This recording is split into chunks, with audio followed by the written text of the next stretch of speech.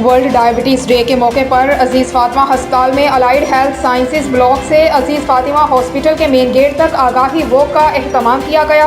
हमारे नुमाइंदा खुसूसी पाकिस्तान गुलाम दस्तगीर की तफसीलात के मुताबिक वर्ल्ड डायबिटीज़ डे के मौके पर अजीज़ फातिमा अस्पताल में अलाइड हेल्थ साइंसेज ब्लॉक से अजीज़ फातिमा हॉस्पिटल के मेन गेट तक आगाही वॉक का एहतमाम किया गया, जो कि अजीज़ फातिमा हॉस्पिटल और OPD ब्लॉक की दूसरी मंजिल पर ओपनिंग कैंप पर इख्तिताम पजीर हुआ।